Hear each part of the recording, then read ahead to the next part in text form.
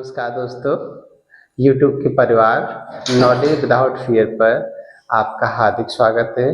दोस्तों, आज हम पढ़ेंगे डेसिमल फ्रैक्शन यानी दशमलव भिन्न का 6 पार्ट। इससे पहले मैंने 5 पार्ट करा दिए हैं। अगर आपने वो नहीं देखे हैं तो उनकी एक प्लेलिस्ट बनी हुई है, उनको जा कर के ज़रूर देखिए। और हम पढ़ेंगे 6 पार्ट। तो इसमें देखिएगा, पहला क्वेश्चन हमने लिया है, यदि 1/3.125 इक्वल 0.32, देन आपको फाइंड करना है 1/0.00 और 3125 इक्वल क्या होगा। तो अब इस क्वेश्चन में हम क्या करेंगे, यहाँ पर डिजिट देखेंगे हम कि जो पॉइंट है वो 3 नंबर्स के बाद है, 3 डिजिट के बाद है, 1 2 3 डिजिट। और यहाँ पर कितने के बाद है, यहाँ पर 7 डिजिट के बाद है। तो हमें क्या करना है, इस क्वेश्चन को इससे रिलेटेड करना है। तो कैसे करेंगे, देखिएगा 1 2 3 4, ऊपर 4 0 लगा दो तो कितना हो जाएगा, यहाँ पे 3.125 मल्टीप्लाइड। अब यहाँ क्या किया हमने, 0.4 डिजिट के बाद लगाया है, तो यहाँ 4 0 का मल्टीप्लाइड कर देंगे। अब क्या करेंगे, ये 3 और 125 जो दिया हुआ है इसका हम मान रखेंगे। तो मान हो जाएगा 0.32 और इनटू कितने डिजिट हैं, 1 2 3 4 डिजिट ये दिया हुआ है। जब 4 का मल्टीप्लाइड करेंगे तो 2 0 से ये पॉइंट हट जाएगा और 2 0 रह जाएंगे। तो आंसर हमारा कितना हो जाएगा, 3200। तो इस तरह से कोई भी क्वेश्चन दिया हो तो आप इसको यूं ही करेंगे। अब इसके बाद हम करेंगे दूसरा क्वेश्चन। तो दूसरे क्वेश्चन में देखो क्या दिया हुआ है, 0.896 मल्टीप्लाइड 0.752 प्लस 0.896 मल्टीप्लाइड 0.248 अपॉन में दिया हुआ है 0.7 मल्टीप्लाइड 0.034 प्लस 0.7 मल्टीप्लाइड 0.966। इतना क्वेश्चन दिया हुआ है। दोस्तों, इस तरह के क्वेश्चन करने में हमें देखने से ये लगता है कि पॉइंट वाली संख्या आ गई, इसका हम मल्टीप्लाइड कैसे करेंगे, बहुत बड़ा हो जाएगा। तो हमें क्या करना है, यहाँ पर हमें मल्टीप्लाइड का सिस्टम नहीं करना है, थोड़ा माइंड चलाना है। तो क्या करेंगे, हम देखेंगे कि पूरे में कॉमन क्या मिल रहा है। तो पूरे में कॉमन मिल रहा है 0.896। अब ब्रैकेट के अंदर क्या बचा, 0.752 प्लस 0.248, इतना ही रह गया। अब फिर क्या करेंगे, नीचे भी देखेंगे 0.7 कॉमन मिला तो 0.034 प्लस का 0.966 यहाँ भी बचेगा। अब हम क्या करेंगे, इनको ऐड करेंगे। जब इनको ऐड करेंगे तो क्या हो जाएगा, 0.896 मल्टीप्लाइड। अगर हम इसको ऐड करेंगे तो इसका मान आएगा 1 आएगा, इसका मान 1 आएगा। देख लीजिएगा करके इनको, तो इनका मान 1 आएगा। और नीचे दिया हुआ है 0.7 और इसको भी अगर हम ऐड करेंगे तो इसका मान भी 1 आएगा। अब क्या करेंगे दोस्तों, ऊपर देखेंगे कि 0.3 डिजिट के बाद है और नीचे 0.1 डिजिट के बाद है, तो क्या करेंगे, एक डिजिट से एक डिजिट कटेगा और 2 जीरो नीचे बढ़ेंगे तो 8, 9, 6/7 और 00। अब इनको काट दीजिएगा, तो अब ये हम 7 से इसको काट सकते हैं, तो 7 बन जा 7 और बचे 19, 7 2 जा 14 और 7 8 जा, अब इसके बाद 7 बन जा 7 या भी 100 बचा।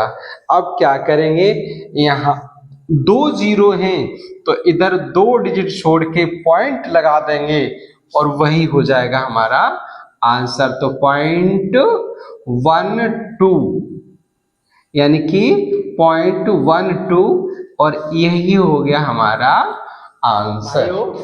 अब हम देखेंगे नेक्स्ट क्वेश्चन, जिसमें दिया हुआ है 1.08, 0.36 और 0.9 का HCF यानी कि मासा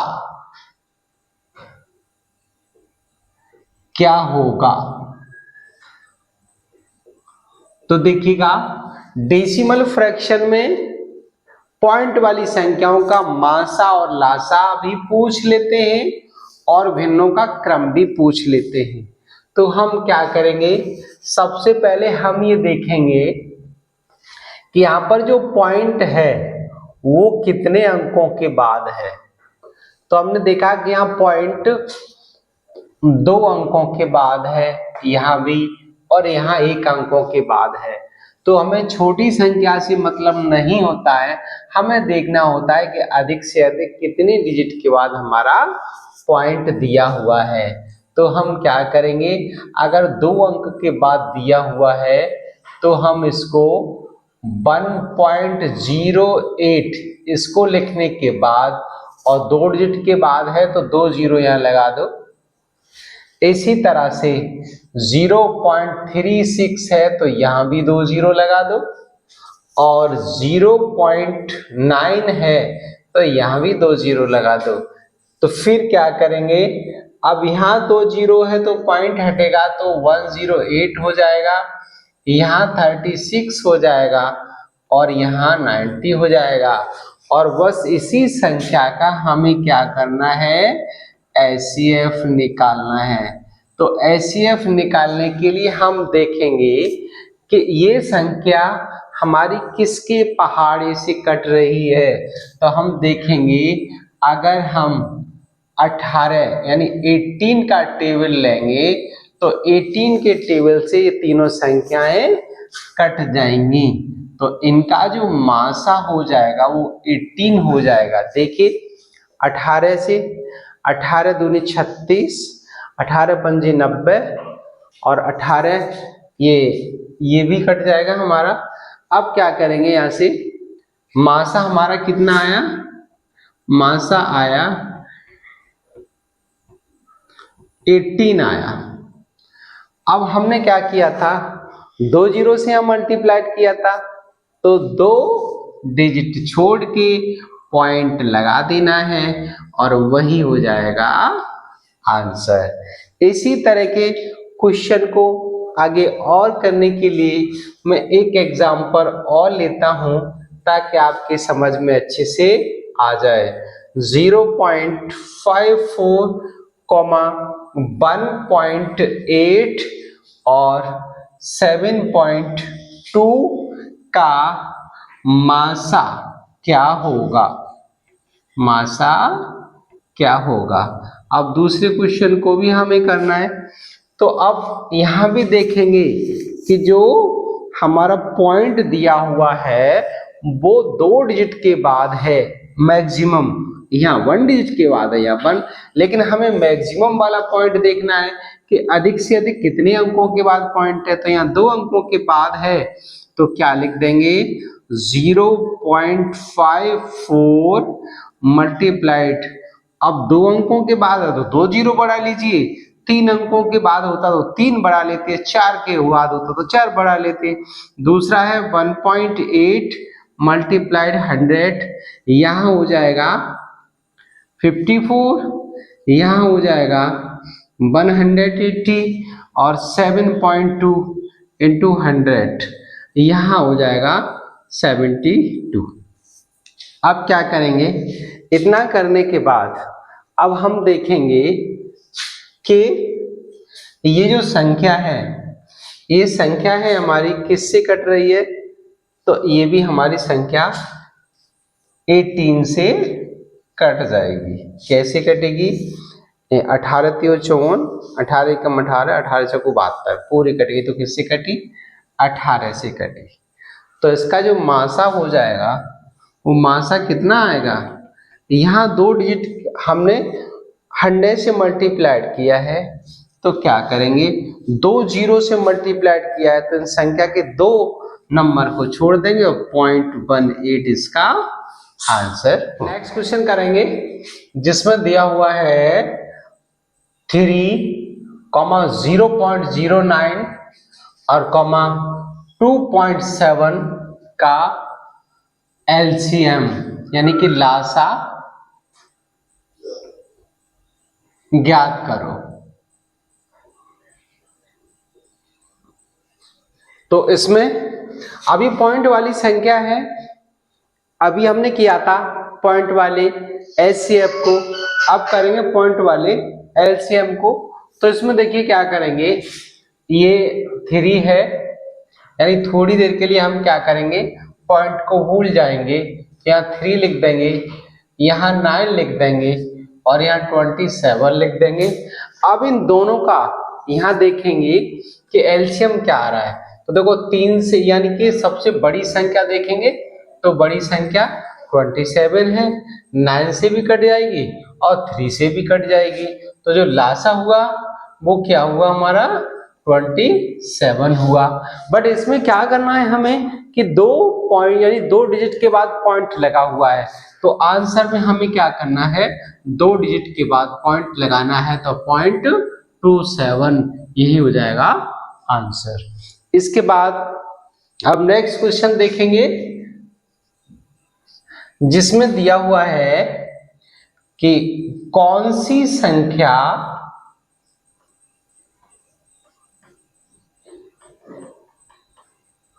घटते क्रम में है, घटते क्रम में है। इसमें क्या होता है, पहला पॉइंट दिया हुआ है 4/5, दूसरा 3/8 और तीसरा 2/3 और चौथा दिया हुआ है 1/2 और सेकंड कंडीशन में दिया हुआ है 4/5 और 1/2, 3/8 और 2/3। थर्ड कंडीशन में दिया हुआ है 3/2, 2/3, 4/5, 3/8 और 1/2। इसके बाद फोर्थ कंडीशन में दिया हुआ है 4/5 और 2/3, 1/2 और 3/8। अब ये जो क्वेश्चन दिया हुआ है इसमें पूछ रहा है कौन सी संख्या घटते क्रम में है, यानी कि 4 ऑप्शंस उसने हमें दे दिए। अब दोस्तों क्या है, ये भी डेसिमल फ्रैक्शन का क्वेश्चन है, तो हम इस तरह के क्वेश्चन को करने के लिए किसी एक ऑप्शन को पकड़ लेंगे। जैसे कि हमने पहला वाला ले लिया, पहला क्या है 4/5। अब 5 का हम इसमें डिवाइड देंगे तो अभी नहीं जाएगा, पॉइंट लगाया और यहाँ 0 बढ़ा दिया तो ये कितना हो जाएगा 5 8 जा 40, 0.8 इसका आ गया। दूसरा वाला दिया हुआ है 3/8, तो इस 8 का नहीं जाएगा तो पॉइंट लगाया 30 हो गया और इसका 3 टाइम्स चला जाएगा। इसके बाद हम लेंगे 2/3, तो 2/3 का लेंगे तो ये हो जाएगा 0.6 हो जाएगा और इसके बाद लेंगे इसका 4th 1/2, तो इसको काटेंगे तो 0.5 हो जाएगा। अब हमें इसमें देखना क्या है, ये कह रहा है कौन सी संख्या घटते क्रम में है, यानी कि पहले सबसे पहले क्या लिखना है हमें, सबसे पहले घटता हुआ क्रम यानी कि बड़ी वाली संख्या लिखनी है। तो इसमें देखेंगे कि 0.8, 0.3 और 0.6 और 0.5, तो सबसे बड़ी संख्या क्या है हमारी 4/5। उसके बाद उससे छोटी क्या है 2/3, उसके बाद उससे छोटी 1/2, उसके बाद 3/8। तो ये वाला किस ऑप्शन में मिल रहा है देखेंगे हम, तो 4/5, 2/3, 1/2 और 3/8। तो दोस्तों ये 4th वाला ऑप्शन हमारा सही है। इसके बाद इसका एक दूसरा क्वेश्चन और देखेंगे, आगे क्वेश्चन करेंगे 13/15 और 11/13 और 9/11, पहला ऑप्शन। दूसरा इसमें 9/11, 11/13 और 13/15। थर्ड ऑप्शन में दिया हुआ है 11/13, 9/11 और 13/15। फोर्थ ऑप्शन में दिया हुआ है 13/15, 9/11 और 11/13। अब इसमें पूछ रहा है कौन सी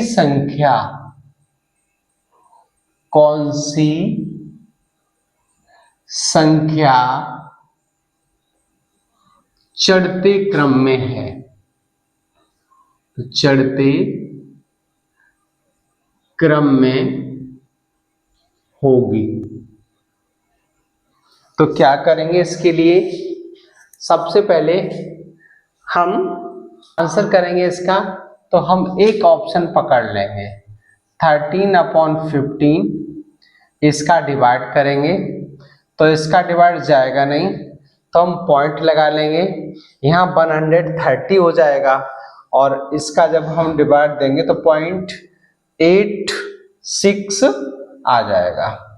इसके बाद हम दूसरी संख्या लेंगे, दूसरी संख्या 11/13 और इसका डिवाइड करेंगे तो ये भी नहीं आएगा, तो पॉइंट लगा लेंगे और इसका करेंगे तो 84 टाइम्स जाएगा। तीसरी संख्या ले लेंगे 9/11 और इसका डिवाइड देंगे तो ये जाएगा 0.81 टाइम। अब कह रहा है कौन सी संख्या चढ़ते क्रम में है, तो सबसे पहले हमें क्या करना है, सबसे छोटी वाली वैल्यू को लिखना है। तो छोटी वाली वैल्यू हम 8.81 की है, उसके बाद 8.4 है, उसके बाद 8.6 है। तो हम क्या करेंगे 9/11 लिखेंगे, उसके बाद 11/13 लिखेंगे, उसके बाद 13/15 लिख लेंगे और ये देखेंगे कि हमारे किस ऑप्शन में ये मिल रहा है, तो हमारा यह बी ऑप्शन में मिल रहा है, तो यही हो जाएगा आंसर।